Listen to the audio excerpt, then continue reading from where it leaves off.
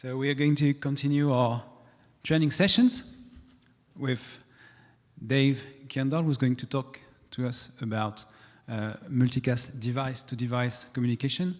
Dave is the CTO and Chief Operating Officer of Senet. Is also a strong leader of the LoRa Alliance. He's been doing many contributions, including that contribution on the device-to-device, which really makes an excellent use of the versatility of LoRaWAN, specifically this Class B feature of LoRaWAN. So please welcome Dave Kjendal.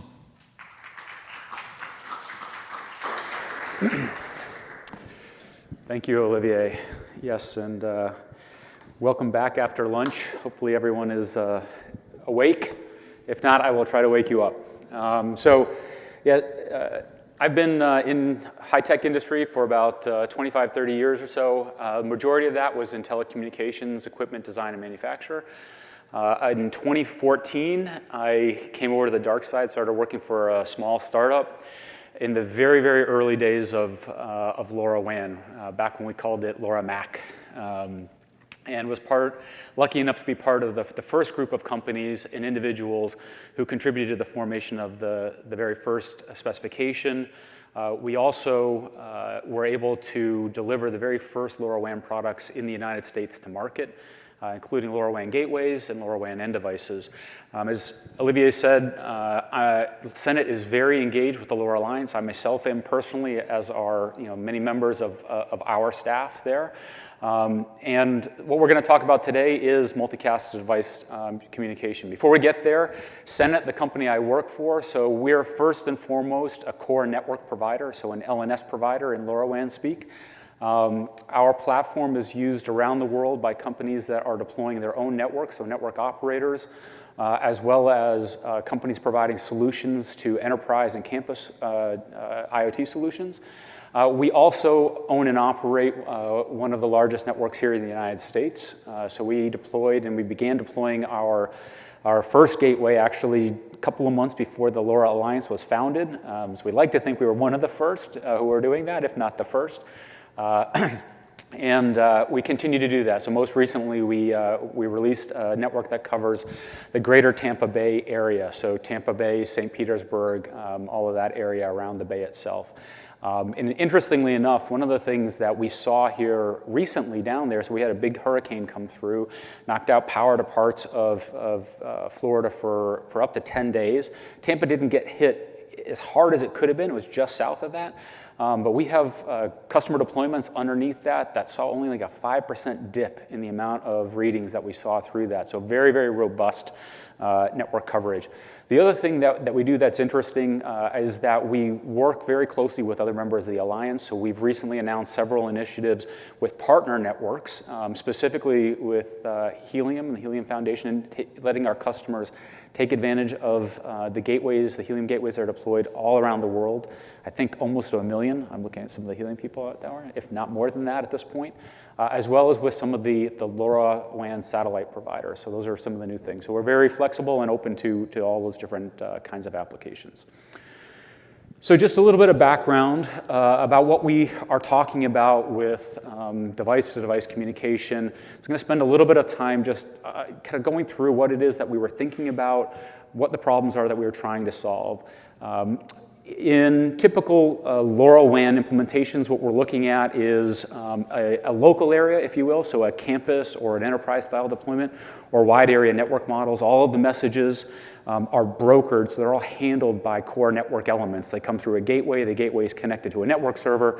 The network server is connected to an application server, and it kind of needs to round trip through all of that. And it's very, very important architecture, a very, very effective architecture for what it is that LoRaWAN was really meant to do. And one of the things that's very powerful about that is it allows us to deliver very, very low touch or no touch deployment model. So we can deploy vast quantities of devices very easily because of this kind of architecture. You don't need to physically manipulate devices in order to get them connectivity.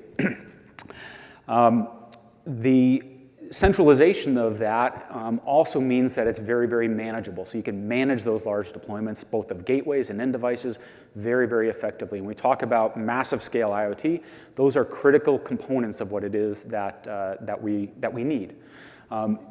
Most of the time, when people think about device-to-device communication in IoT models, what they're kind of thinking about typically is what we would probably call a personal area network, so a small-scale network. Bluetooth is most often the example there. So how do Bluetooth devices typically connect to each other? You physically manipulate the devices in order to pair them. And that pairing enables those devices to now communicate securely with each other. And the secure component of that is very, very important.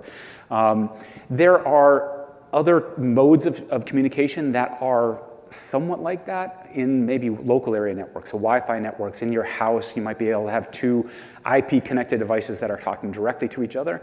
But that mode of communication actually doesn't occur very often in IoT. It's almost always brokered through some sort of a cloud service that comes on.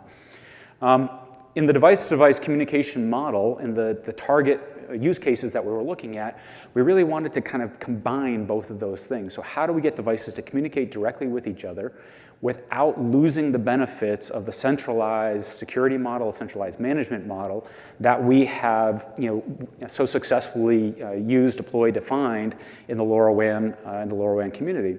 That security component is very, very important, and when we talk about some of the use cases in a few slides here, you'll see why that is so important. But it's the combination of security and ease of deployment that have to go together in these scenarios.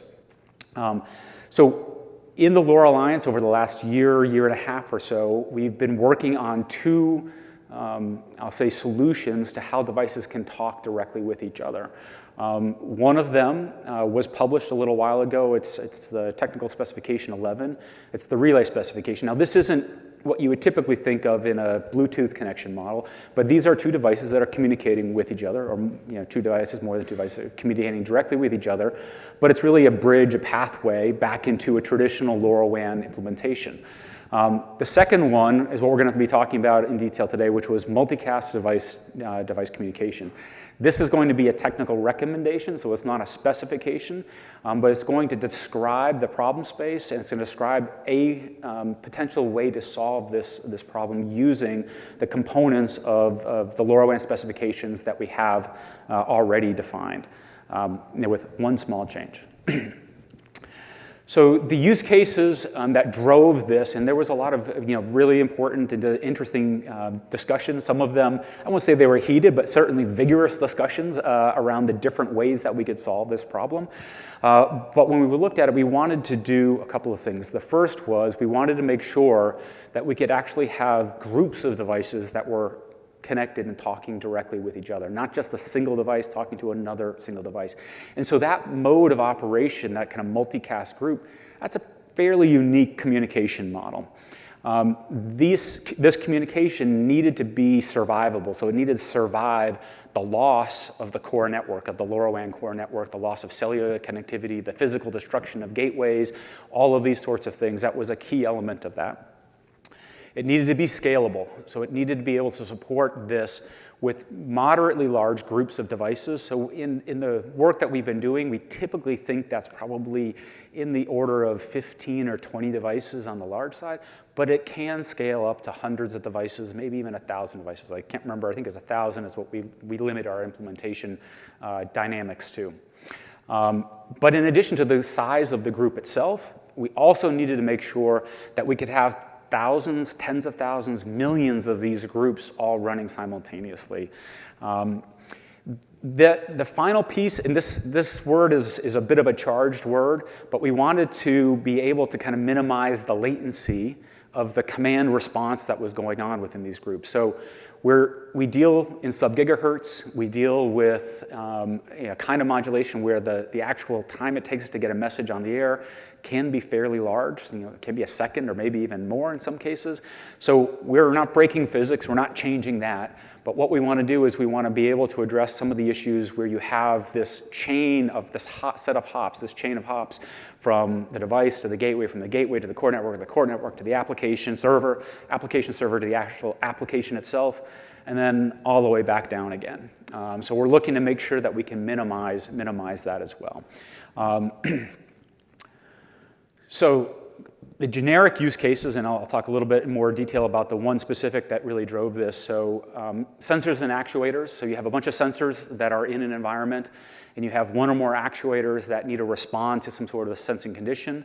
You could look at leak detectors and shutoff valves. And so this was actually the primary use case. So we were looking at methane leak detection, so detecting leaks for natural gas and propane, and then turning around and being able to shut off a valve associated with that to provide a guaranteed safety to the occupants of the residence where that happens. So target application here, which again drove many of the requirements coming into that, is exactly that. So think natural gas utility, millions of customers, millions of valves that might need to be shut off. There were specific use cases that happened here in the United States that were relevant in that discussion. The one that we heard the most was Hurricane Sandy, so-called Superstorm Sandy, that hit the east coast of the United States, hit New York City almost directly, Long Island. That area was underwater. You've probably seen this, was a bunch of years ago. But it impacted the natural gas grid, if you will, there, distribution center there, massively. And one of the reasons is that it flooded all of the pilot valves. So all of the pilot valves went out. Everything was leaking. They didn't know how and when they could go turn it back on. They had to manually go turn off valves in order to get it safe, and then go back through and make everything happen. So that was kind of the prototype use case. And this is a good time to talk about this as well. We'll get to it a little bit more later, but we were talking about that. Senet, Semtech were kind of in the initial conversations around that, and this is where we were ideating around how do we find a solution that leverages the strengths of LoRaWAN and some new capabilities in order to solve all of these problems. And over the years and it was unfortunately years that occurred over that, we kind of collaborated with a few more companies to bring some of these things to the light of day. You can also imagine, though, motion detectors and light controllers, resilient operation in the face of challenges. So we have, in the past, seen some hesitancy from certain kinds of IoT applications from using LoRaWAN because of the centralized nature. So things like physical building security. I've got a badge, I want to unlock a door, or I need the lights to come on when somebody walks through the building, parking systems, panic buttons, all of these things may need to operate even in the presence of a catastrophe that knocks out the power grid, knocks out the telecommunications grid, really has to kind of work regardless of what else is going on. So with that as the background, what it is that we were kind of imagining when we went to go look at this, I want to then spend the rest of the presentation talking about how we solved this problem and what it is that we did. And I want to start with a preface that what we did was actually kind of just thought a little bit beyond what LoRaWAN had already defined, and how do we take the pieces, the building blocks, that over the last 5, 6, 7 years in the LoRa Alliance we've put together to combine them in a way that allowed us to do something that we hadn't thought of back in 2015 when we started this whole thing. So a couple of the things that we're going to leverage, and I'll go through a little bit of background on each one of these so that we can have a common starting point. So the LoRaWAN Layer 2 specification, certainly the foundation for everything. It's not LoRaWAN if it doesn't comply with this. Within that specification, we were looking at an existing set of functionality that existed, multicast Class B operation for the end device. So Class B operation is a time-synchronized operation, and it enables us to have low-latency downlinks. A downlink to a device when the device didn't initiate the communication. So in many cases today, even in the cellular world, if you want to reach out to a cellular device, it has to be connected to the network. You have to connect to the network in order to have the opportunity to send something back to it. LoRaWAN Class A devices, the base device, all their communication is like that. You get 2 shots to send a downlink to the device when it sends an uplink, and that's the only time. If you think about a use case where you want to reach out and turn a valve off or turn a valve on, and that controller needs to operate for 10 or 20 years on a battery, it's not connected to the network all the time. We have seen this use case in the water utility space, and it's most often called for as a result of a billing problem. So you didn't pay your water bill, I'm going to shut off your water. That's not very time sensitive. I can wait a day to get an uplink from a device and say, okay, now I'm going to shut your valve off. Where it becomes time sensitive is when the customer picks up the phone, gives you their credit card, and pays their bill and says, I want my water back on right now. Now you need to turn that on back now, and you can't wait a day to turn their water back on in that case. So Class B gives us this ability to have still very power efficient downlink capabilities to the end device. So we can have a battery powered end device where we can reach out and turn that valve on within, in the fastest case within a second, but really say within probably 30 seconds, 60 seconds is probably what we're typically looking at in something like that. We do this today by the network building time coordination for those end devices. And the network does that by sending a beacon. So the beacon is sent in the most straightforward way, which we'll stick with, by an outdoor gateway, typically, that has a GPS receiver on it. It is synchronizing its transmission to the GPS receiver at better than 1 microsecond accuracy. And what that means is that when we have many gateways that are out there that are all transmitting beacons, those beacons don't destructively interfere with each other. That the end device still has a very high probability of receiving that beacon even when 2 gateways send it from 2 different locations with different path lengths, time of arrivals that are coming in there. That gives the end device the ability to now tell the network, I will be listening now, and then now, and then now, and then now going forward. So that's what Class B really is. Multicast Class B was something that was thought about, I would say, for the first time when we started thinking about firmware update over the air. So we added this multicast concepts and capabilities quite some years ago. It was at the 2017 LoRa Alliance All Members meeting in Philadelphia that several of us all demonstrated firmware update over the air. Some of those were done in European bands, was kind of messed up some of the cellular radios, but we found that out pretty quickly and stopped that. But we use multicast in order to do this with firmware update, and this is actually an enormous strength of LoRaWAN. So what we do with firmware update is we coordinate all these devices at the same time, and we actually multicast the firmware update to all of those devices simultaneously. And there's a lot of really interesting work. We won't go into the details of firmware update over the air in the specifications. There's 4 of them that deal with how to do that. We're going to deal with one of them, which is the remote multicast setup specification and how we leverage that. But in addition to doing that, so this is also in IP world, this would be something equivalent to IGMP. It's a remote, in the layer 2 Ethernet world, it would be called GMRP. This is how you build groups. It's a rendezvous protocol. How do you get everybody together at the same time to listen?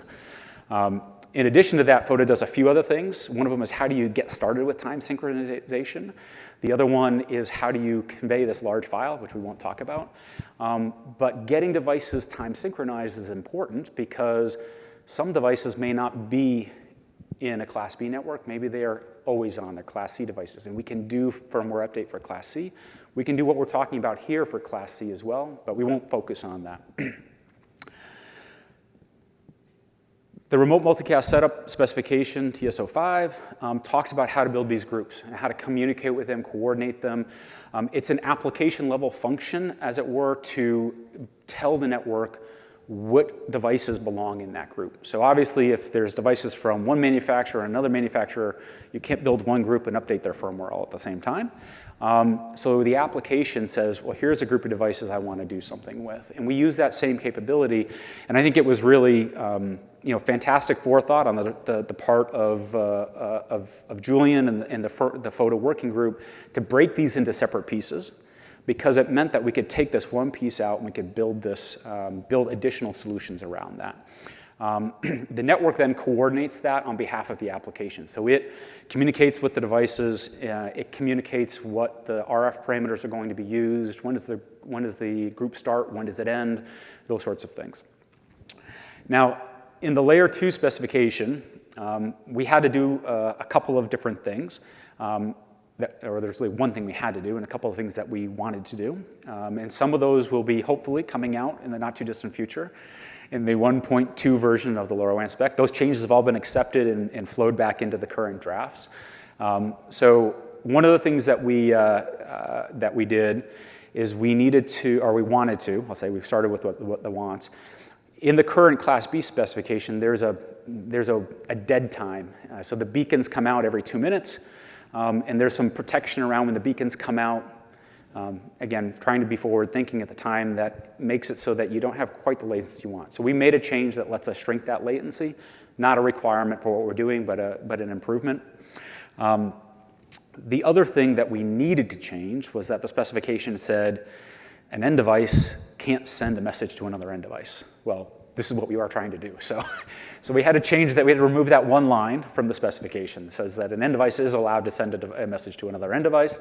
And then the final thing that we needed to clarify was how the frame counters work in this scenario. So frame counters are used in unicast and multicast communication in LoRaWAN in order to do two things fundamentally. One of them is they're used as inputs into the encryption and message integrity calculations that are used in order to make sure that the message is private and that the message has not been tampered with, right? So we use frame counters for that. The other thing that frame counters can be used for, and are very often used for, is to identify when messages get lost. So the devices typically send, and when they send an uplink, every time they try to do a transmit, they send a transmission, they increment that frame counter. And the network does the same thing back to the end device. Now, when we're dealing with multicast, things are a little bit less obvious because a device might come into the multicast group at the beginning, or it might come in halfway through, or it might come in towards the end. And so the frame counter is the same for everybody in the group. And that's fine. It just means that it's a little bit harder to use it to have an understanding of where you are, like what messages have been lost. When we talk about end devices all on the same multicast channel, so up till now, we've talked about a single sender to the multicast. The network sends to the multicast group, one transmit. What we're talking about now is that there can be many devices that are all transmitting to this group. And so in order to facilitate that, we have to coordinate the frame counter of all of those transmissions. So every time a device, any one of those devices transmits, they all need to make sure that they're transmitting with a unique frame counter. And we do that by clarifying in the recommendation that the multicast frame counter for these groups advances with time, not with transmission. So it will advance by transmission, but it advances monotonically regardless of whether or not you are transmitting. And we've done this, it increases on a second boundary aligned with the beacon that's being sent. So the beacon sent every 128 seconds. There are 128 frame counter increments that occur through that period, whether you use them or not. Again, this is important because we don't have a back channel between these devices. We're not unicasting to them trying to coordinate this, so it needs to be implicit what that is going to end up being. So that was great. Use the TSO5. TSO5 sets up the group. The devices, they initiate it. They become part of the group. We tell the group, okay, this is the data rate you're going to use. This is the frequency that you're going to be on. This is when the group is going to start. This is when the group is going to end. All of that stuff gets communicated by TSO5. But we need a few more things to be communicated to that group in order to make sure that it stays coordinated and that we can have these different senders sending information to them and being able to understand the makeup of the group and how cohesive that group is. So the first thing that we added basically a new set of application layer commands. These are like MAC commands, but running at the application layer. And we have, in addition to the TS05 group setup, we have this additional setup request that we send to the devices. So this is a unicast channel to the device. We're going to tell it a bunch of additional information about how to stay coordinated. So the first thing that we're going to do is we're going to tell the device what member number, what its rank in this group is. So today in the multicast groups, the device doesn't know if there's one device, a million devices, if it's device number 1 or device number 2 or any of those things. It doesn't care because it's just receiving messages. But we're going to do some things where the devices need to be able to identify each other. And if you recall some of the kind of basic LoRaWAN stuff, if you look at the framing of LoRaWAN, LoRaWAN doesn't have a destination and source address in the frame. It only has one address in the frame. And typically, the way that we, at least I think about this, the address that it has it's the end device's address, as it were. When we talk about multicast, it's a logical end device. It's not a real end device, but it's an end device construct that represents the group of devices. When we talk about a multicast group, we really need to identify not the target group, just that, but also who sent the message. Was it, this device that sent the message? And why do I care about that? I care about that for 2 reasons, and we'll get into those a little bit later. But we added this ability, so now the devices in the group can identify themselves. They know who they are, and when they send certain messages, they can advertise who they are in a relatively small amount of space. So it's not a device UI, 8 bytes long. It's not a dev adder, 4 bytes long. It's just 2 bytes that we're going to be putting through that. The next thing that we want to do is we want to help the devices not step all on top of each other when they do transmissions. So again, and still doing this very power efficient. So we have a group of devices. Those devices are now going to be communicating to each other. How do we convince them not to all transmit at the same time? Because if they all transmit at the same time, some devices may get one message, some devices might get another message. Things like that are not going to necessarily be great. They may not be terrible, but they're not necessarily going to be great. So we really have a couple of different concepts around techniques that could be used in order to help mitigate this problem. So we're not going to claim that we solve this problem. We're going to help mitigate this problem. And we really have 3 that we've defined. There's a slotted transmission mechanism, which is basically we have say there's actually 4,000, but say within this group we have, reasonably speaking, probably 100, 200 transmission opportunities that won't step on top of each other. Inside of that, we can assign one of those to different group members. So we can say this is a slotted transmission. You're going to transmit on opportunity 1. You're going to do opportunity 2. You're going to do opportunity 3, and so on and so forth. That works for small numbers of devices in a group, but it doesn't work for a very large group. We can also use a probabilistic mechanism, which is transmit whenever you want, but back off your probability. So you want to transmit, maybe you get 50% chance or 20% chance or 70% chance. We use this on how we transmit beacons to help beacons get through in a more deterministic way.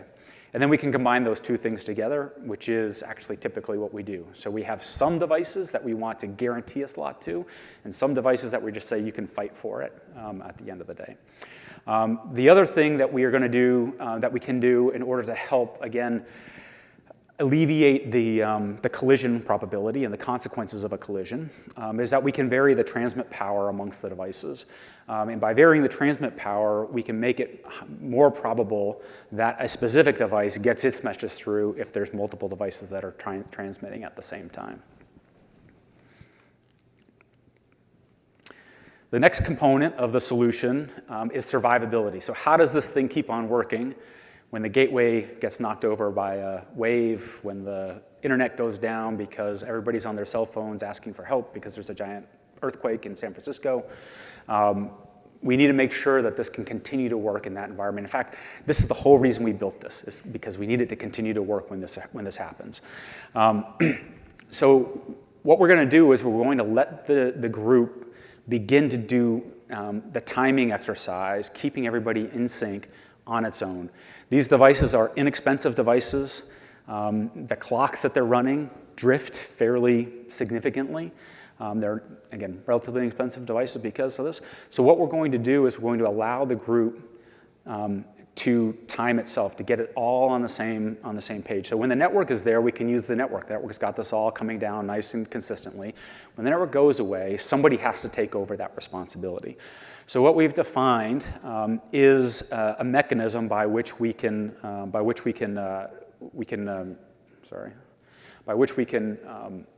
do that. So what we're really going to do is we're going to give the device the information associated with how that's going to happen, and the group will self-select based upon the lowest member ID. So in many of the groups that we imagine creating, there is a device that is the logical center of the universe. So in the leak detection scenario, it's the valve controller, right? So the valve controller is the center of the universe. If we can't control the valve, what are we doing, right? So it doesn't really matter. And we typically have one of those, say, per group, whereas on the leak detector side, we might have many of those. You can imagine the same thing like with something that's going to turn on a valve that was going to turn on the sprinklers. We have lots of fire alarm smoke detectors, but we have one thing that's going to turn the sprinklers on. So that's the most important thing, so we kind of align against it. If one or two of the leak detectors, aren't getting through all the time, maybe that's okay. The other thing that's interesting to observe is that in many cases, the valve controller has one of, I'll say, the hardest job. It has the most power-hungry job already. So it needs to have a big battery because it's got to apply a bunch of torque and turn that valve on and off, and maybe it needs to do that many times in its life. It's also on a big piece of metal or something like that. So it's a relatively large device, important function. We don't really care from a protocol perspective, but it's kind of what we were thinking. So the lowest member ID is the one that will be elected in order to do the timing. How the election works is really simple. So we send out the timing protocol message.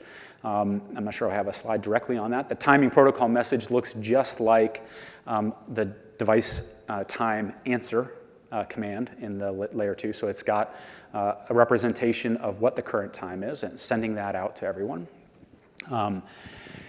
If a device hears one of these timing messages, it looks at the member ID and it says, oh, I've got a lower member ID than that is, so I'm going to send my timing message. And so over time, the devices then will start to coalesce around that single device, sending it. If it goes away, another device will pick that up and start transmitting that again.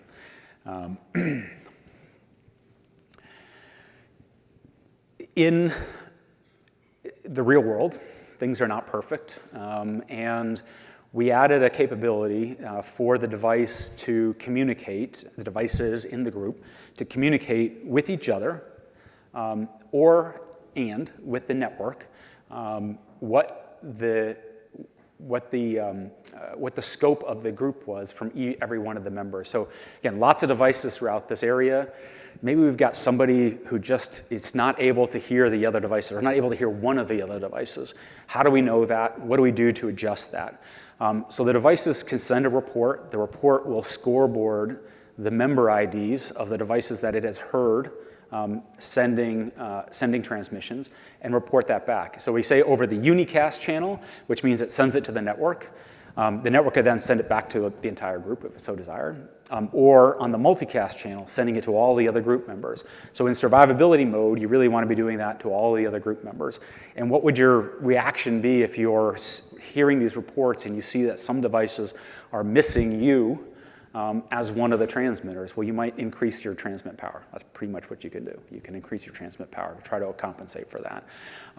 If the network receives this report and it starts to see that there's a mismatch, so this is before we get into survivability mode, it sees that there's a mismatch. Some devices see everybody, some devices don't. It can then reconfigure the group with a different set of RF parameters. Maybe it moves the frequency that you're on. Maybe it changes the data rate that the transmissions are occurring on in order to, again, improve the coherency of that overall, of the overall group with respect to itself. All right. So a couple of things that we still need to do going forward in order to improve where we are at today. One of them is the survivability limit. So 48 days seems pretty good. We do have some industry requirements that it should be even longer than that. But this is really a relatively simple hard-coded limit that was in TS05 in the original specification. on how these groups got set up. The consequence of those bit fields being limited to certain lengths is that for Class B, we can run the Class B group for 48 days before the group shuts itself down. For Class C, it's only 9 hours, so that's probably not survivable enough in that. Again, relatively straightforward work. We've had conversations with the photo working group.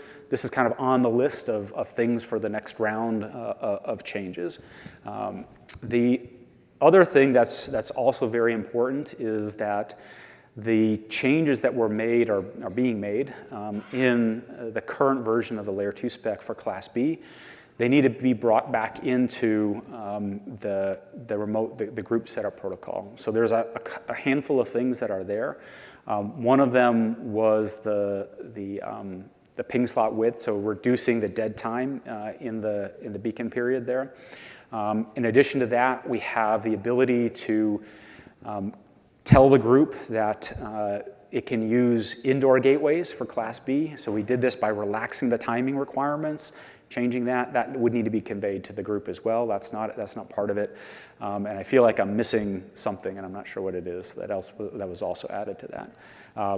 Those are definitely important elements that we can improve the specifications on in order to take a look at the specific set of requirements that come out from this. Before we go to the demonstration, I have a few other kind of points that I want to make based upon how we've seen these things behaving in the real world and things that will, I think, over time flow back into this technical recommendation. So the technical recommendation that we created is not a blueprint on how to write code in order to support this functionality. It's a set of ideas that can be turned into an implementation.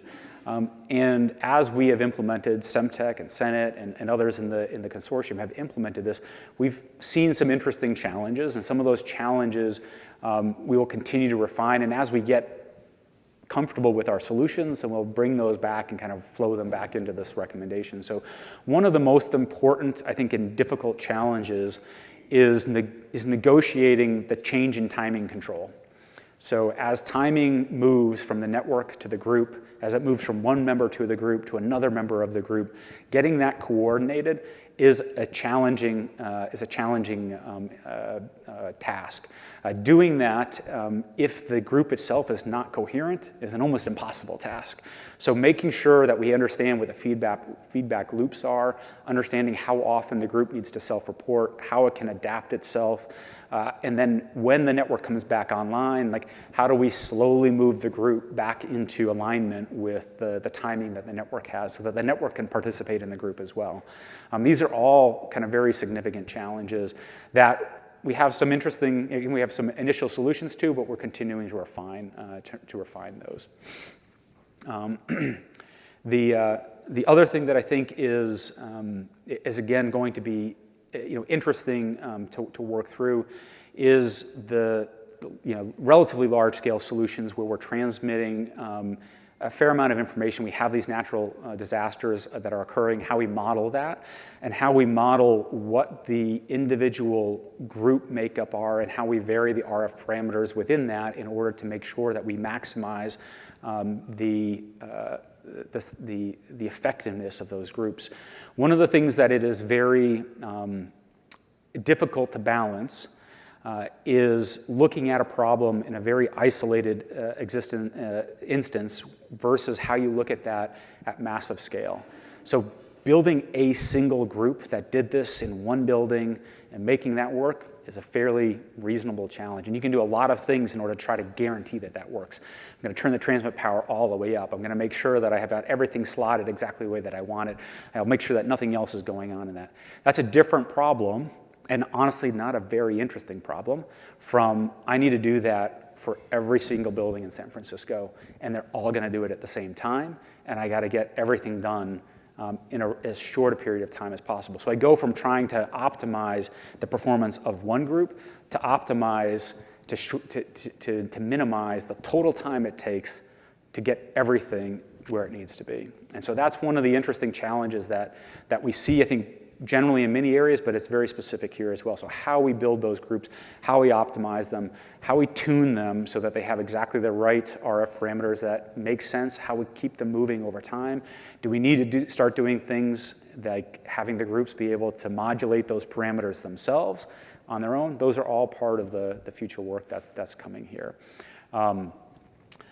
The other piece that I think is, I really want to emphasize is that I feel that the work that we've done here, and again, it's been a collaboration between multiple companies, all with different expertise from, Senet on the core network side, Semtech primarily focused on the end device side, and the implementations there. We're going to show you a video from Oxen, who has been implementing these solutions on devices for the actual use cases, to the other companies that are part of the consortium, deploying them, connecting the right sensors, the leak sensors to them, the valve controllers to them.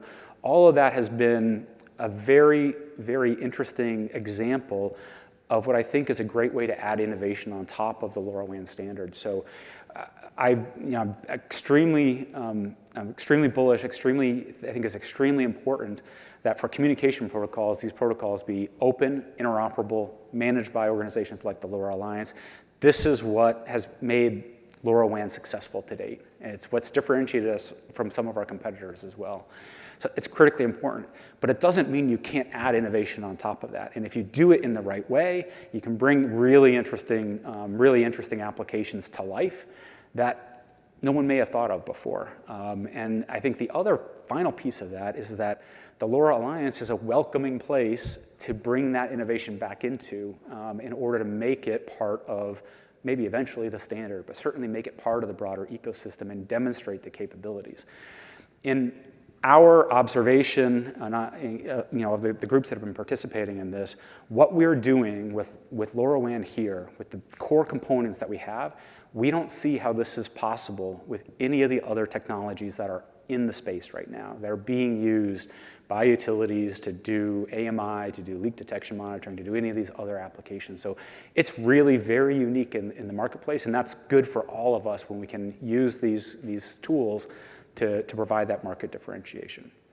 All right, so we're going to do a short video. The video, just to do a quick introduction, is going to be from Oxen. So they're going to show you a quick example of how this kind of all works together, and then we'll open it up for Q&A after that.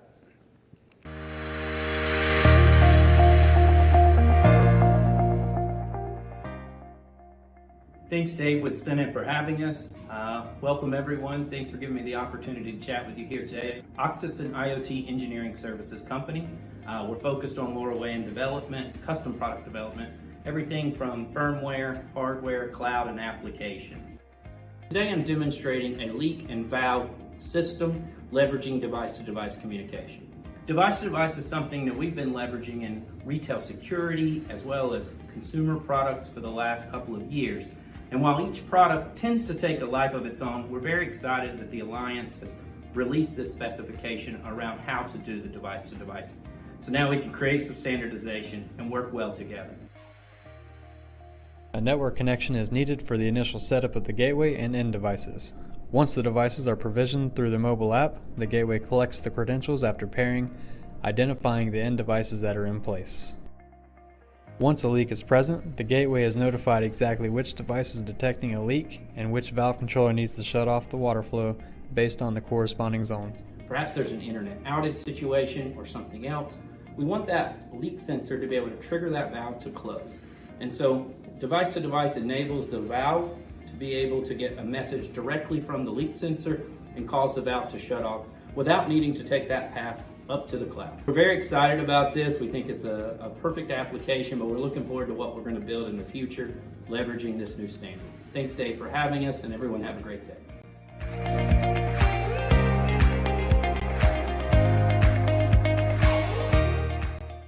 So, real quick demonstration, but again, happy to take any questions or invite any of the other folks who have participated. Seb, I see you back there, to add any comments or other thoughts related to the topic. So, Dave, you didn't really talk about security too much. How does that handle?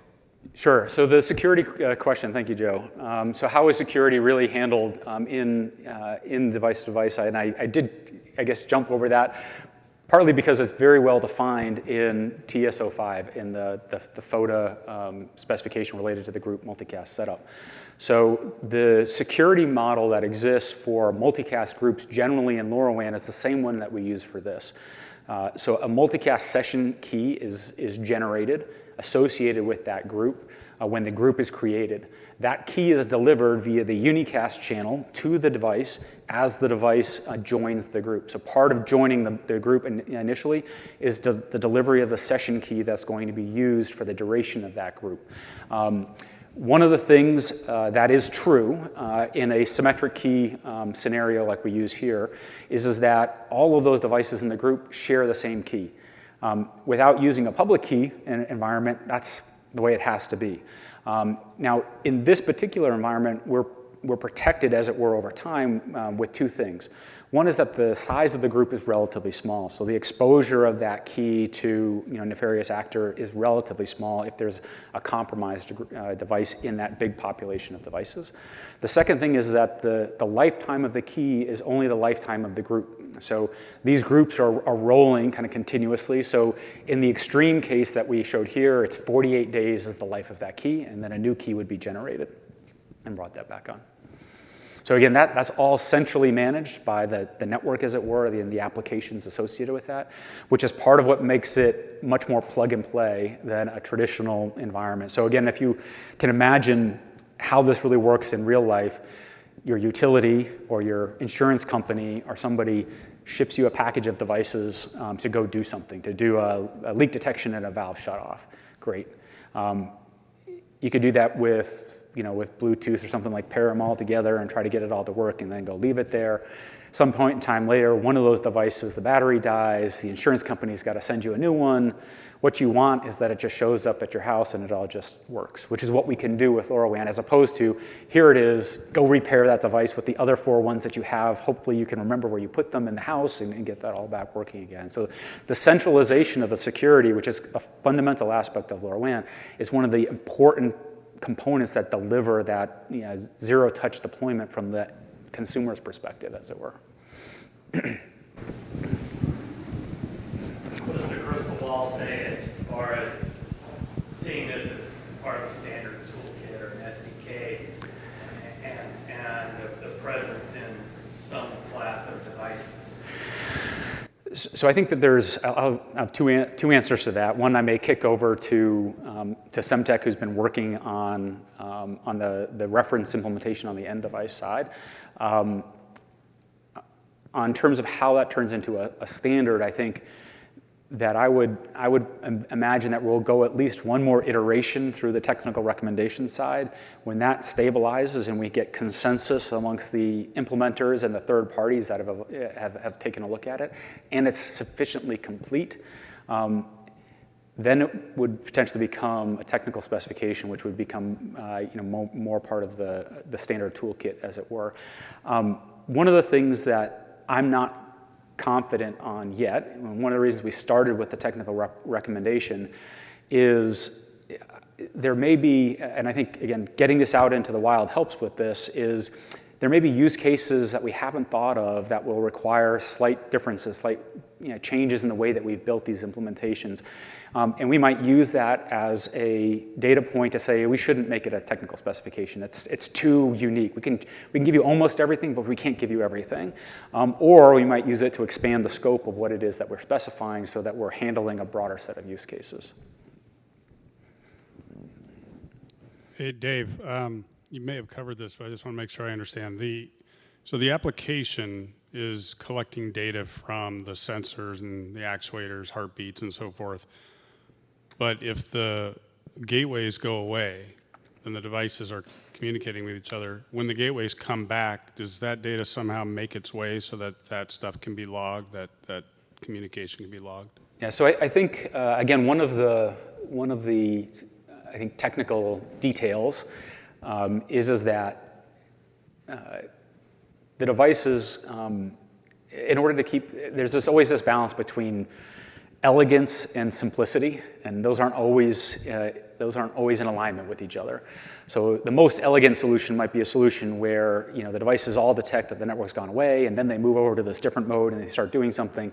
I think generally speaking, simplicity has won out in the early days. So what we really are doing is the devices are simultaneously, not simultaneously, but they're at the same operational mode. They're communicating with each other all the time, and they're also communicating with the network when the network's there.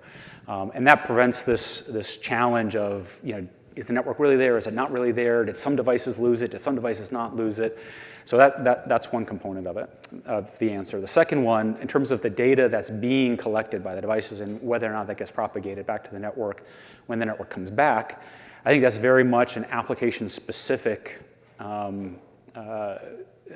requirement and detail. So a good example, I think, of that in the leak detection scenario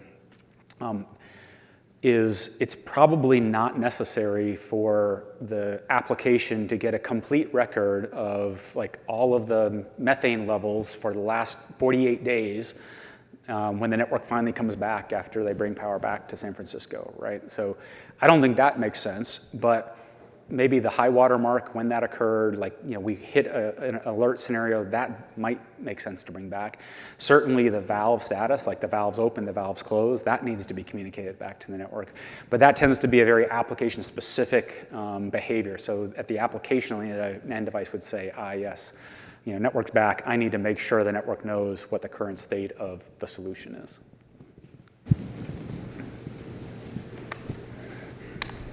Does it require a check-in by the end devices before the gateway's activity is lost, or if the event where end devices start a power off state and then come back, and they form these groups on their own? So no, the groups have to be connected to the network in order to form the group. So we would, again, in a battery-powered scenario, we're typically imagining that the group was connected prior to the survivability event occurring, and then they remain on battery power through the rest of that event. The end device, depending upon how that would be implemented, might be able to survive that so that it's not going to join the group after power is restored. So if you pull the power on an end device, put it back in, if the device has stored the current state that's required in order to keep contact with the group, it can pick up where it left off. So it doesn't need to do anything at that point, as long as you stored that state context. And that state context would be what's associated with the multicast group and that group setup message that we had sent in addition to that. So things like, when does the group end? What's the group ID? What's the session key associated with it? What's my group number? What are my transmit parameters? Those things, if they were stored in non-volatile memory, when the device came back up, it could pick up where it was left off.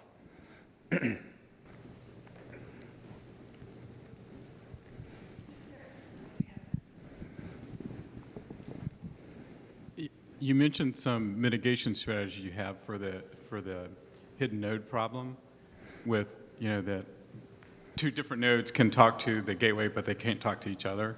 And one was the two that you mentioned was increasing the power. If you didn't notice, it was in the first thing, which was sending out the list of members. Have you thought about some other ones, or what are you going to do if neither one of those mechanisms solve the hidden node? Right.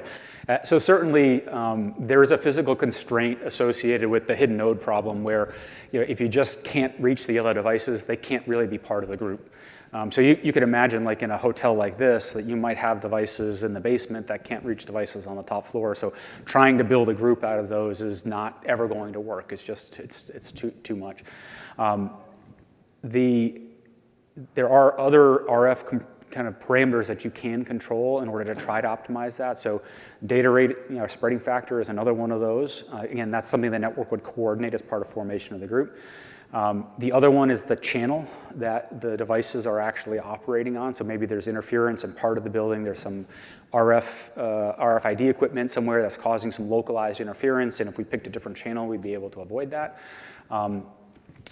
The other thing, which is just an idea, and I even hesitate to say it too, but there is nothing that prevents, well, there's one thing that limits, but there's nothing that prevents you from forming overlapping groups.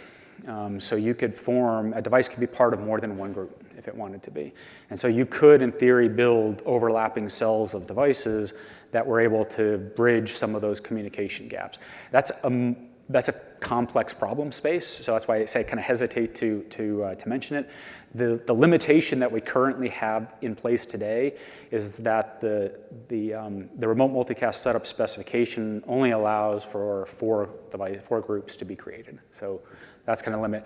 We generally expect that one of the ways, the way that we would be really managing this in real life is that we would use two groups to manage these, the multicast device-to-device communication, so that we had the current one and we had a hot standby. So when this one goes down, we have another one that comes up and picks back up and goes over, so that we don't have dead times between the groups.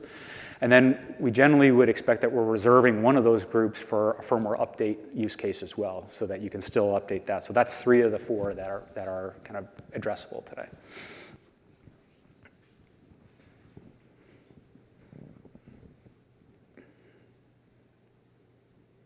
I did. Well, thanks a lot, Dave. Thanks.